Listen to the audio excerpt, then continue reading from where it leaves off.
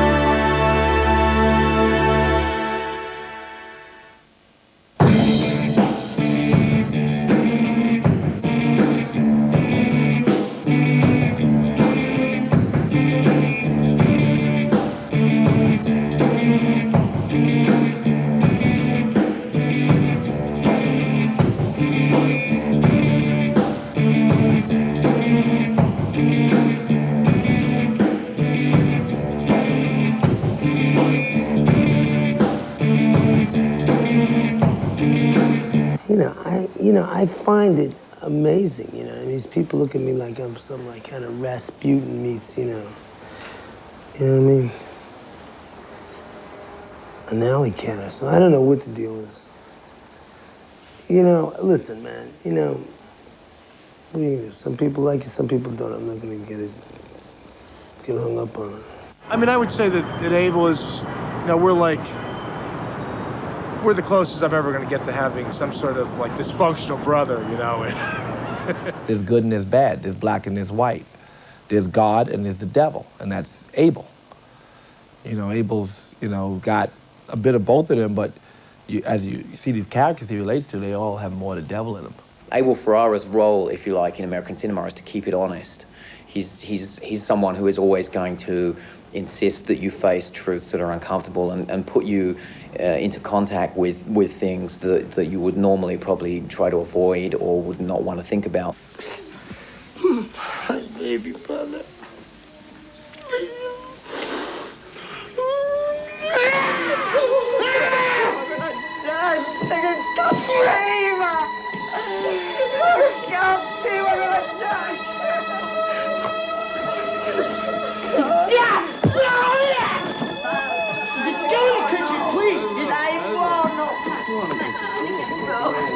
Lascialo stare, lascialo.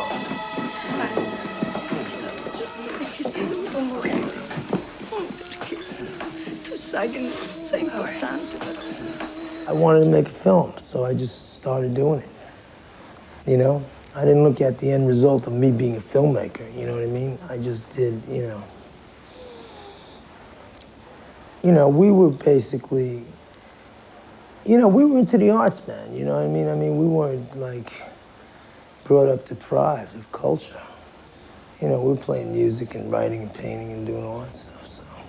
I mean, filmmaking was a natural, it was an extension of us, of the way we were constantly expressing ourselves. In 1977, I got out of NYU grad school, and so Driller Killer was just getting off the ground, and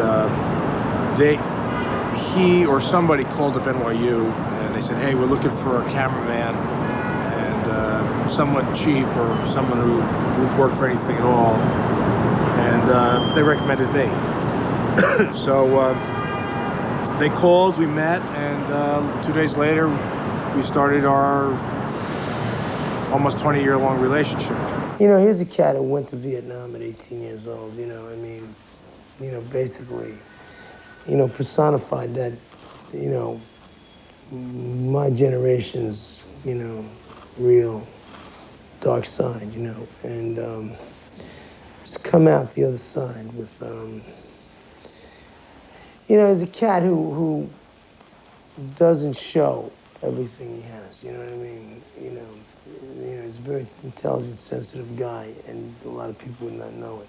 But it's in the work, and he's very sensitive to the actors, It's not an easy relationship, it can be rocky at times because, Abel has his vision, and sometimes, my own reality has to creep into it. And I have to be hard-nosed to maintain my own photographic integrity. Abel will run right over you if you would let him, and not that I'm not trying to give him his vision, because I mean, ultimately as a DP, I'm not making my film. I'm not making Ken Kelsch's film. I'm making Abel Ferrara's film. And it's funny that most of the conflict we have is just trying to get him to, concede a small bit of his vision to reality, or to economics, or to something else. It can't be overstated that Abel is a visual stylist. I think he has a really great eye and a real sense for form, and he's also got a really good sense for editing. He knows just how long to hold a shot or how long to let a shot run. And I think that every film that he's made has a distinctive kind of visual signature. Ball outside. Laurel Hershiser does not have his good stuff. He has struggled the entire 4 innings. Mike Gooden leads off third. Vince Coleman on first, dancing back and forth, trying to distract Hershiser. He's having enough trouble concentrating on his pitches at this point. Abel is a great poet of street realism. I think that, clearly Bad Lieutenant is his masterpiece in that sense. He's able to take the kind of banal, everyday, and kind of elevate it in some kind of way that's very hard to pin down to a kind of a poetic level. And I think it has a lot to do with the fact that belief, the idea of belief, is very important to both of them, whether it's belief, in a certain kind of, view of the universe, or whether it's just belief in the material and in the importance of the material. I mean, it's incredibly passionate. Well, it was my character to begin with, right? And then Zoe took over and, wrote the screenplay, pretty much. She wrote it, I was there, Then Chris Walken was going to play it. And we worked, pretty hard with Chris. We worked, rehearsed, developed the character in rehearsals with Chris, and then he just said, no, I'm not playing it. He knew I don't know, sometimes he's psychic, he just knew. I didn't know Harvey at the time. I sent him the script. He called me the next morning, like 6 o'clock in the morning. He later on told me, he got 15 pages into it and said, man, he was about to chuck it, but Vic Argo said, no, man, you got to do this. But I'll beat the system and do justice. Real justice. For you. I have already forgiven them. Come on, lady. These guys put out cigarette butts on you.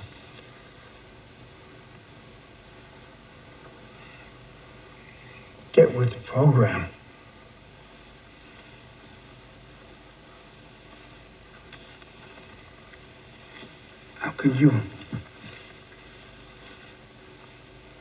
How could you forgive these guys? Excuse me. How could you? Deep down inside, don't you want them to pay for what they did to you? Don't you want this crime revenged?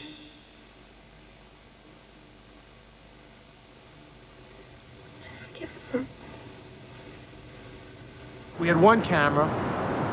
We'd follow, and Mike, in our discussion, in prep, I said, well, here's my idea. First of all, we'll sort of make this, we'll make the camera very objective.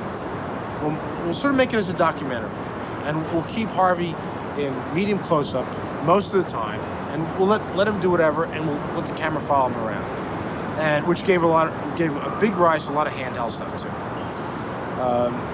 So I think that we achieved that. That the look was almost like a very objective camera.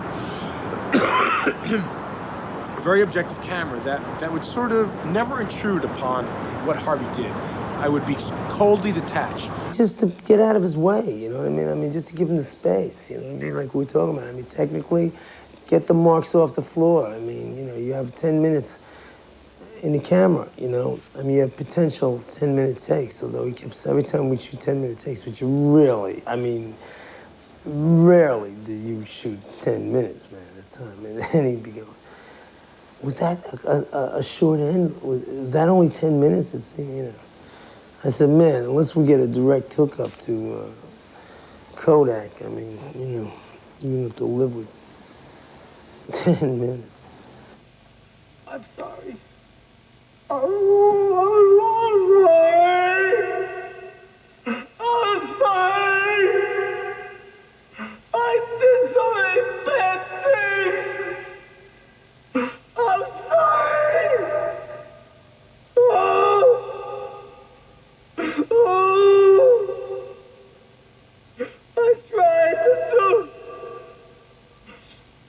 I tried to do the right thing, but I'm weak. I need you to help me. Help me. I need you to help me. Forgive me. What is so violent about that film is not the artificial, you know, Tarantino-esque presentation of a shoot 'em up, but the psychic violence of it is just the thing that grinds you down. And I think the same thing with Dangerous Game, which I think is a great film. Dangerous Game is a cautionary film about relationships and, you know, the toll it takes and the price you have to pay, you know, and what it means when you don't separate your work from your life. And, you know, and whatever Harvey Keitel wanted that film to mean. In addition to that. This time you looked at him more, tried to compose yourself more, and you were still full. You tried to look at him and show him who you are. All right, guys, stop talking. That's what I want. Right, please. Okay? Yeah. And the more you do that, the more he sees. The more you are the mother of mirrors. The more he reflects what he is not. Okay. And he's not the stronger. Dangerous Games is the closest thing you could relate it to would be psychodrama, I guess. I mean, and in a lot of ways, it's quite an experimental film. It almost kind of is a throwback to sort of psychodrama kinds of films that were being done in the late 60s and early 70s. Reminds me of you know, it even reminds me of certain kind of, you know, French New Wave, post-New Wave films. It's funny, people, some of the directors that I work with, even commercial directors, think that it's brilliant. If you get the film, you get the film. If you don't, you miss it by a mile. But it's just very psychically violent film. And I think that, you know, certainly the atmosphere of the addiction continues it. I mean, that is less of a horror film than Driller Killer. But again, you know, it's very, very metaphorical. It's the allegory is really transcends, you know, a vampire film. We used to call it Anti-Interview with a Vampire. The addiction could be to a chemical substance, obviously, but also to violence and to lack of respect for yourself out of that violence and the violence that we could perpetrate upon ourselves psychologically and spiritually, and therefore, if you have no self-respect, how can you respect the people that, you know, you're living with on this ball of dirt? It's basically what our films just get down to, you know.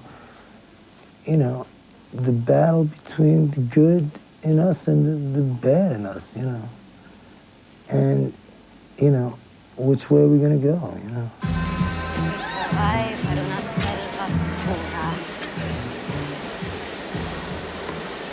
Nice night.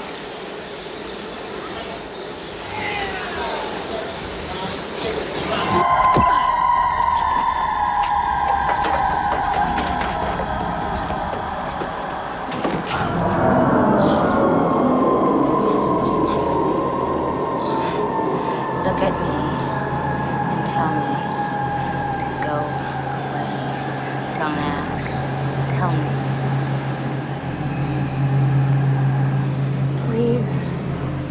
Please don't. You think that's gonna stop me?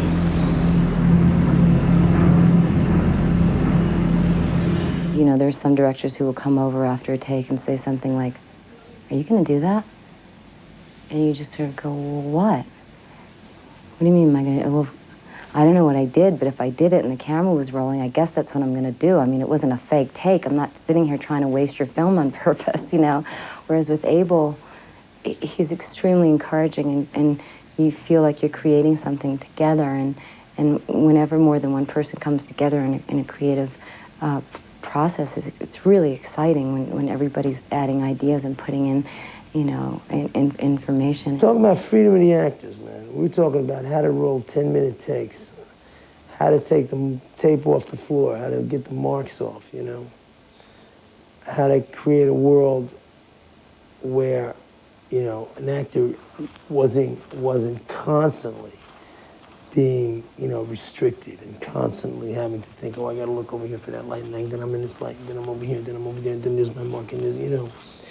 You know, people don't realize how technical it is. I think that he really loves actors, and I think that the way in which I see that manifested is, I mean, I was, you know, watching while they were doing takes of the addiction, and Abel was really, it was almost as though he was acting in the scene with Lily Taylor, even though he was just standing by the video monitor. He was like physically responding to everything, and it was almost like he was living out what she was acting out, or he was living out the scene as a whole. And he's almost like his own first audience. I mean, he was reacting, you know, with this, you know, amazing kind of range of kind of emotions to what was going on. He makes Christopher Walken come alive, and no one can do it like that. You know, not in my opinion. I mean, I seen Christopher Walken said the entire world's a graveyard, and we are the birds of prey. We are the way he looked, the way he felt that character. Well, that's the character. Well, obviously Christopher Walken is the vampire, and obviously Abel's the devil, and they shoot the, you know, they come up with performance that is, in my opinion, and I've watched Christopher Walken. I mean, I love his True Romance performance, but him and the addiction was a scary, serious thing, you know, and it was honest, which is a scary thing too. The entire world's a graveyard, and we, the birds of prey, picking at the bones. That's all we are. We're the ones who let the dying know the hour has come. The addiction is very much about a person in kind of isolation, confronting very fundamental, profound questions of good and evil and moral choice. Whereas in the funeral, you're really in a situation where you have it's about a family, and it's about the way in which the different members of the family affect each other, and how the forces of, you know, family, the bonds, the emotional bonds, really act on people and really prevent them from reflecting. You know, we ought to be throwing you a party because of this.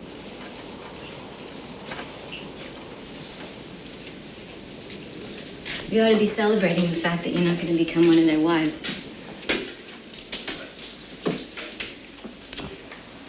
Temples pass themselves off as tough, rugged individualists, and we fall for it, but they're criminals.